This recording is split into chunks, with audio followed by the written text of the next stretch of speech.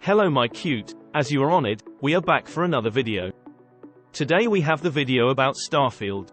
Two little things about the game, one of them that maybe divided the fans a bit. And some did not like it so much. And another news that kind of takes one to another. That reveals a little about the structure of Starfield. How the quests will work and etc. Let's comment on these two little things here. About this little game that seems to be wonderful. So before we start the video, do not forget to leave your like, subscribe to the channel. Remembering to participate to compete for PS5 or its value. Access my link in the description. Tomorrow the result will roll. So you have today the last day to participate basically. So let's go to the video. So, let's talk about the romance options of Starfield. In a video that I brought about some information, in that video, I compiled everything about the Starfield podcast live that I had with Todd Howard, who is the director, and I talked there. However, some news, the media began to spread more fragmentedly. And then, one of those news from that podcast, which started to get a little high, were the romance options. I want to apologize, because in that video I made a wrong translation of what Todd Howard said. Why does it happen? We will have 4 romance within Starfield. These 4 romance options, which is not a very large number, are only within the constellation, which is one of the main groups that we have within the game. And there will be 4 characters there who will have romance. I dare to say that the 4 characters will be Sarah Morgan, Sam Cowie, Barrett, and a character that is not much mentioned, which is Noelle. It should be 2 male options and 2 female options. So we're going to have these 4 characters, which at first glance are the romances we can have. Barrett and Noelle have a scene where, when they talk about romance, in the Starfield Live, for example, Sam appears talking to Noelle. So I think these are the characters that will have romance, even because they seem to be important characters of the constellation. And sir, is this good or bad? So, the idea is that the romance of the game is something deeper, something more well done. And for that, they limited more options. In Fallout 4, for example, we had, if I'm not mistaken, 8 romance options, but 2 came in DLC, so I think it was about 6 options. So in Fallout, you had more options. In Starfield, they dried it up. In Skyrim, you had several options, but they were all very shallow. You could get married and take your wife to live with you, and the lines were very shallow. There was no personality with any character you chose in Skyrim, for example. So they decided to focus more on that, putting a deeper romance. And then that divided the fans a little, because there were people who thought there would be more, because of the scope of the game. Others liked it because there would be less, but there would be more work. But there is one thing that I didn't expect so much so that I ended up translating it wrong in my last video. I even wanted to apologize to you, because I understood that we would have 1 romance option within the 4 main groups that we have in Starfield. But no, there are 4 romance options within the constellation. And that leads us to see what the structure of the game is, because the constellation will be the main quest of the game. It will be the main faction. Why? What did I think it would be? I thought it would be a footprint, just like they did in Fallout 4. There were people who liked it, there were people who didn't like it. How did Fallout 4 work? In Fallout 4 we had the groups like Brotherhood of S.H.I.E.L.D., Railroad, Minutemen. These groups, however, were not secondary, as in Skyrim you have a main quest and you have other secondary factions. Here they were all kind of main. If you allied yourself and did the full quest of the Minutemen, for example, that would take you to the end of the Minutemen's. So depending on the group you chose, you would do a line of quests and come to a certain point that the end you would do the line of quests related to that group and you would end up on their side.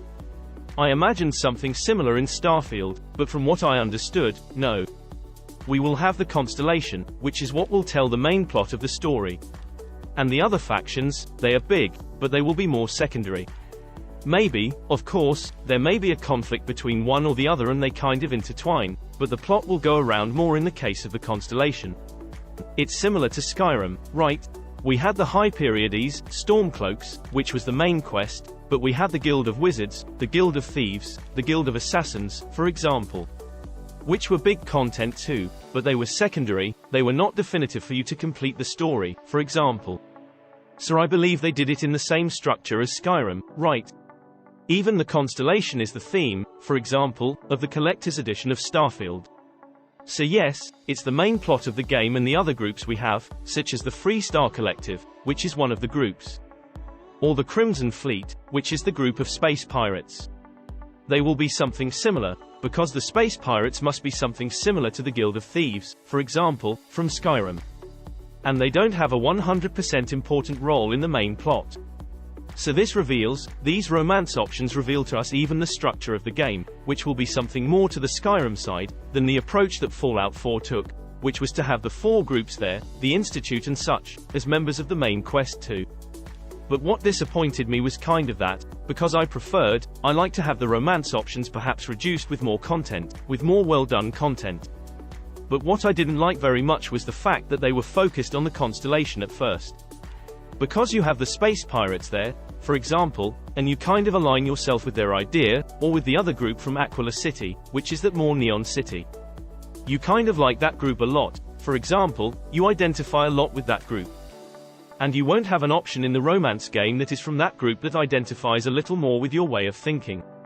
At first that's it. I don't know if, for example, there will be alliance characters that are aligned with these other groups, but I expected that. I even got it wrong, but unfortunately it is.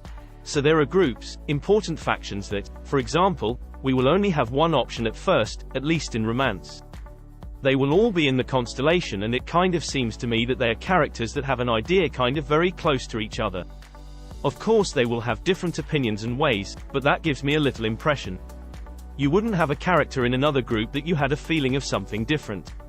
Mentioning Fallout 4 again, for example, Piper, who was from the Railroad, she had the ideas of that group.